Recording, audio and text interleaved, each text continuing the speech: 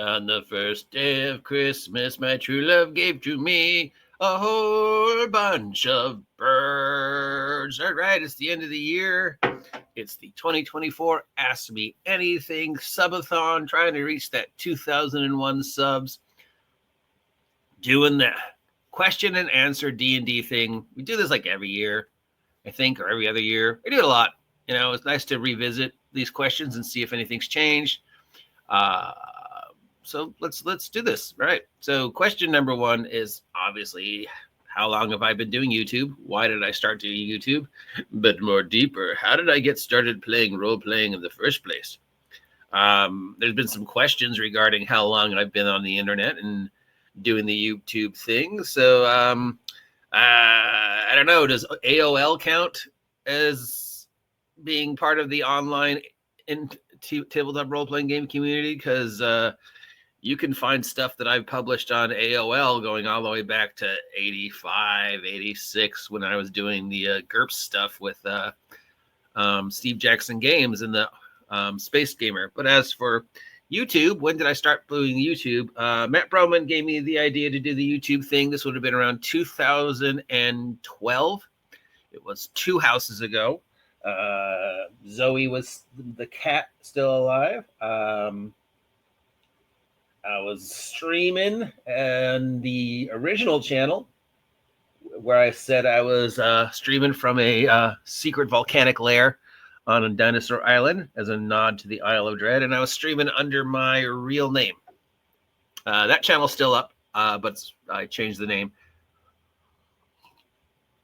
And I originally started streaming doing questions and answers about the games that were going on in CES Games and Anime, and generally doing Q&As. I talked about D&D, obviously. I talked about Pathfinder. I talked about 5e, 4e, the playtesting we were doing at CES Games and Anime, my Freeport game that I was doing at CES Games and Anime. Talked about Power Rangers a lot for some reason.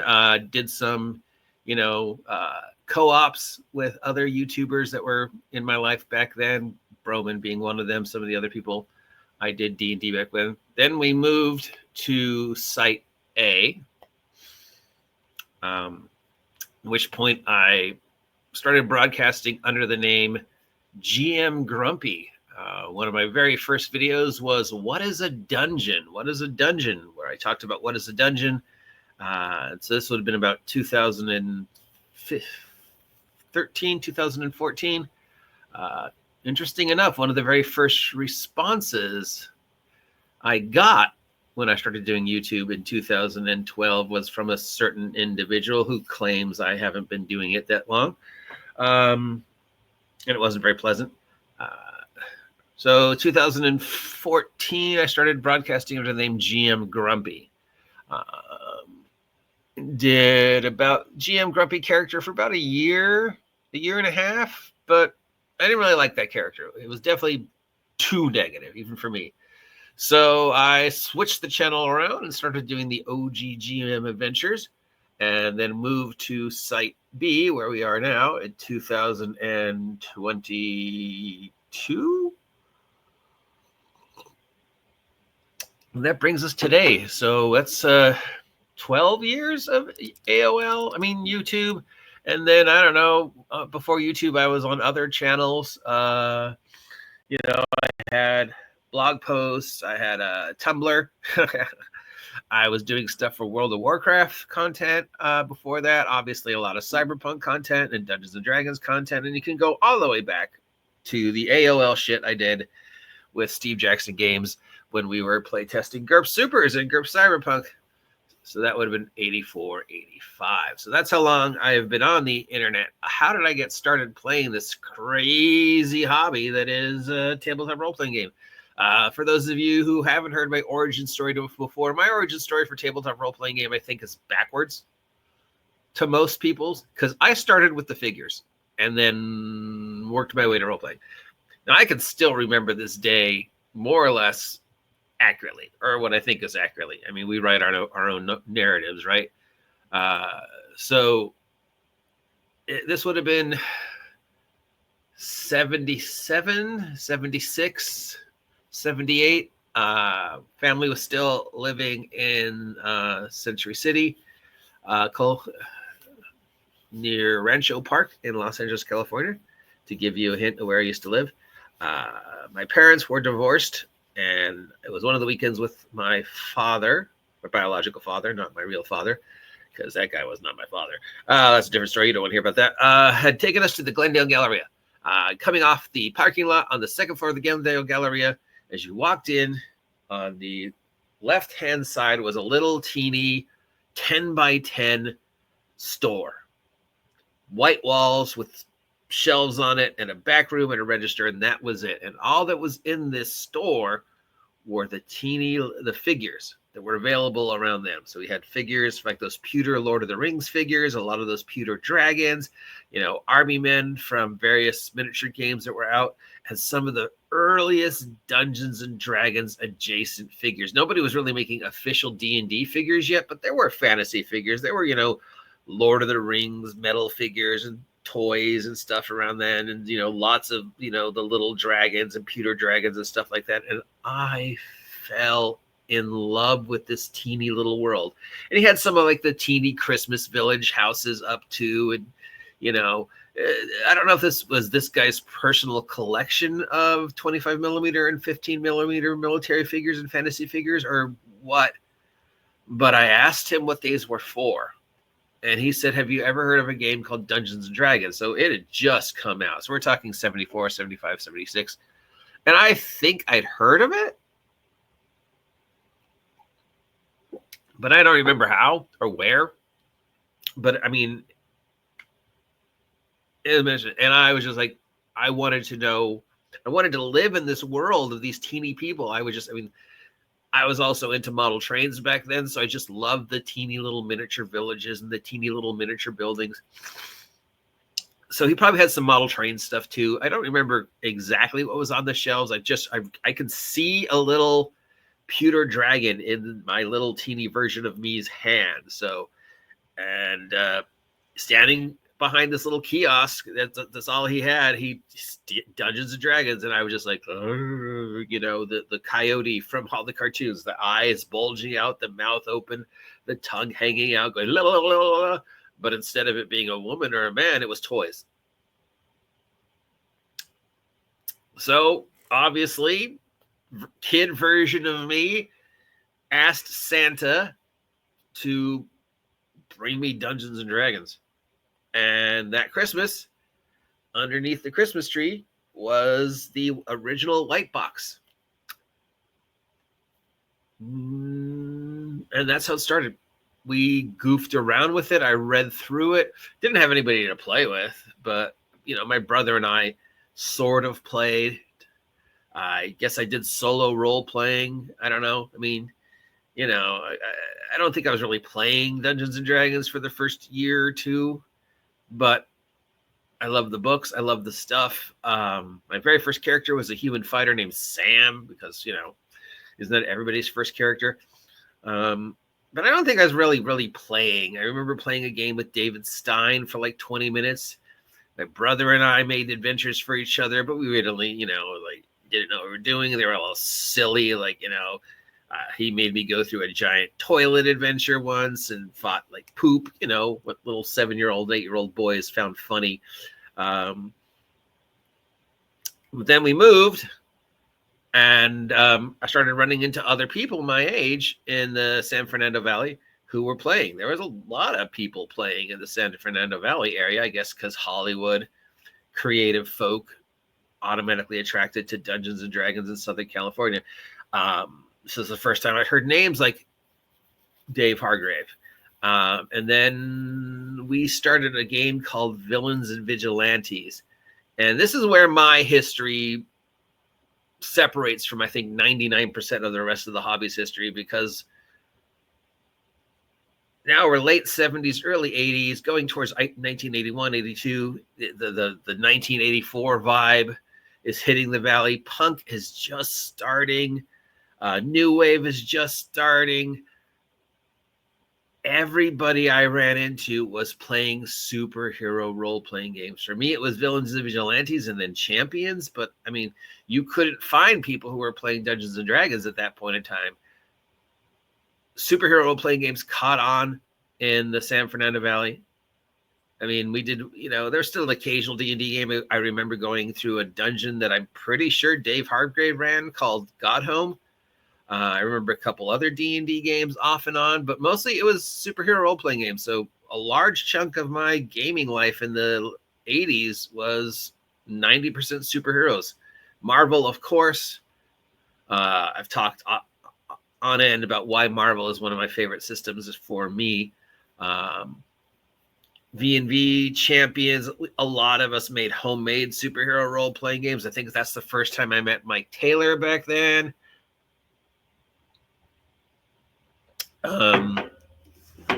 Jack Herman, I was hanging out at Los Angeles Science Fiction and Fantasy Society. That's where people say I met Gygax. I don't remember meeting Gygax, but somebody says he was there. But this was like, I don't know, it was hundreds of years ago.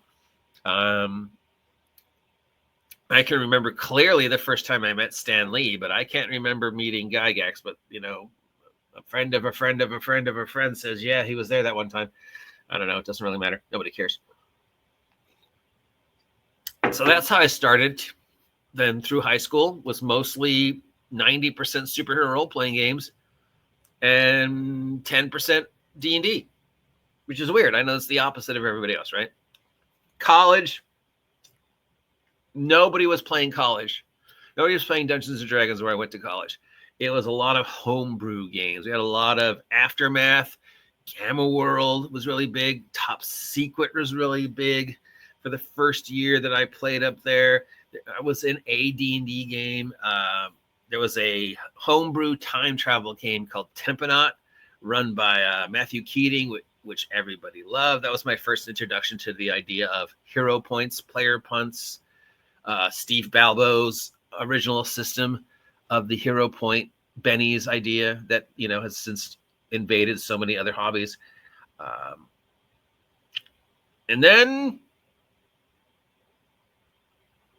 a momentous moment where somehow a group up there were asked to start doing play tests for a little teeny company called Steve Jackson Games.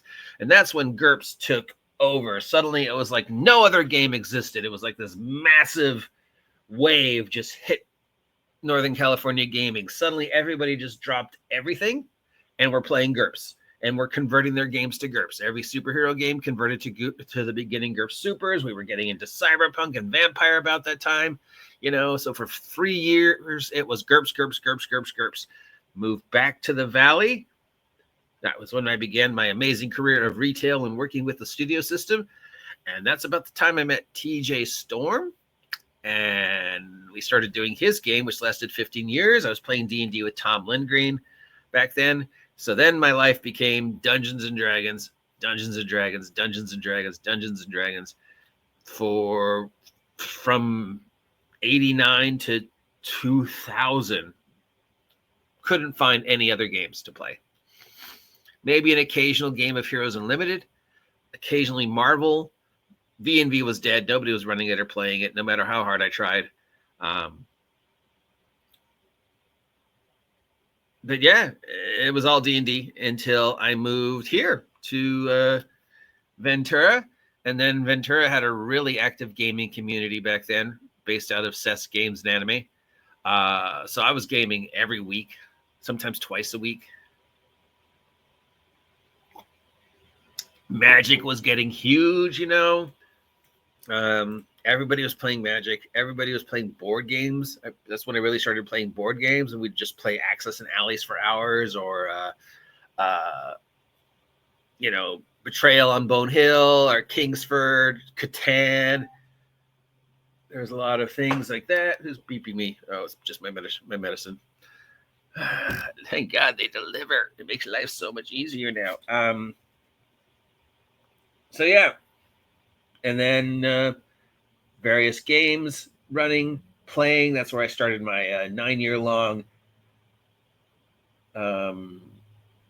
Freeport campaign and my 2-year-long Tomb of Annihilation campaign. Then, gaming started to die. We've gone into that in separate videos, why gaming died here, and just get, less and less gaming and less gaming and less gaming and less gaming, till that brings us to today, where all my gaming is done online because there's no gaming here in Ventura, California. Thank you very much. So I'm going to mention any names, but thank you very much for killing gaming. So there you go. The longest campaign I was in was 15 years as a player. The longest game I ran was 9 years long. And those that TJ Storm game was, every Sunday from 6 to 11 p.m. Sometimes twice a week. We did more than one 24-hour game at TJ's game. So, I guess thousands of hours, I don't know, for 15 years, and then 9 years here of running Freeport every week, sometimes twice a week for 4 hours. The shortest game I was ever in was an hour and a half. Or the Weird Fate game that lasted 2 weeks. That. If we get to weirdest gaming experiences of my life, I would definitely rate the Weird Fate experience with the Fate role-playing game as one of the strangest. Is that a question? I don't think that question's on here, but yeah. Oh yeah, it is craziest in-game experience. I've had a few. So yeah, that's how long I've been doing this. How long I've been on YouTube? I'd say 12 years. How long I've been on the internet gaming? I don't know, 1985, 86. How long have I been playing? 43, 44 years, 45 years, 46 years. I don't know, we're talking 74, 75, 76, I think 76. I think D&D had been out at least a year when I started playing it. Long enough for there were the beginning of figures. So there you go. And in regards to claims about, oh, you don't know me back then, you didn't see my videos back then, I wasn't commenting on your videos back then. 12 years, dude. So yeah. In regards to my not enough experience, I mean, I don't know. I think 40 some odd years, hundreds of hours with thousands of hours with hundreds of people all over the world, including playing in Europe when I was in Europe, playing in Tahiti when I was in Tahiti. I mean, I haven't played in space yet, but I played on an airplane. People from all walks of life. The richest person I ever gamed with was somebody who worked at Apple, and they were like a multi-millionaire. The poorest person I ever played with was a homeless guy. Lived out of his van, so I guess he wasn't homeless. The most famous person I ever played with, not counting TJ Storm or a certain porn star whose name I won't mention. I don't know. I mean, I met The Rock, Mark Hamill, Kirsten Bell, Sophia Rothrock. So yeah, I think I've had a good run. Some better than others, some great moments, some horrible moments. I've laughed, I've cried, I've gotten angry, I've made friends, I've lost friends, I've had wonderful things said about me, I've had horrible things said about me, I've won awards, I've spent and lost a fortune and made a fortune playing this stupid game, and that here I am, the OGGM, 40 some odd years later, sitting in a chair in a place I never thought I'd live, with a cat. Not the same cat, but Steve the cat, talking to you, my one follower, doing the YouTube thing. And when I started the YouTube thing, the goal was always 2,000 subs. 1,000 subs because I thought I'd get monetized. And you're like, oh, once you get monetized, you make a fortune. Well, that's bullshit.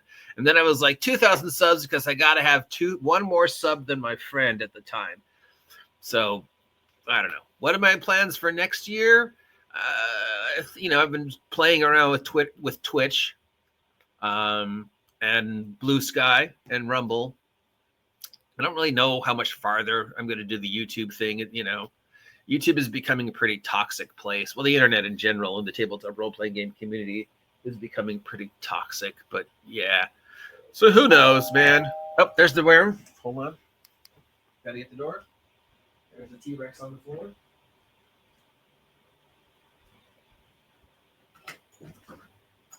morning. Hi, how are you? A water or anything before you go? All right, thanks, man. Thursday. Happy holidays. Medicine.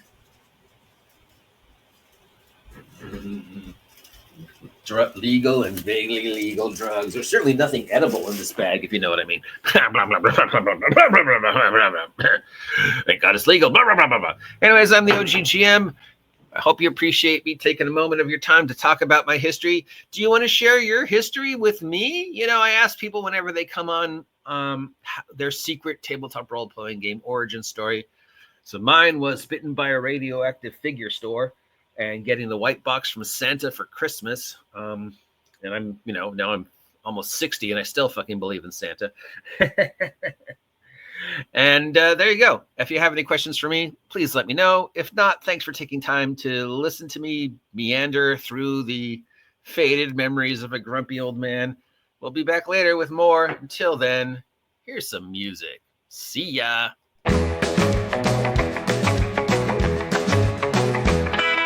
News from the table in the rolling waves. Dice in our hand, we're the dungeon's brave. Adventures tonight with our mighty team. Heroes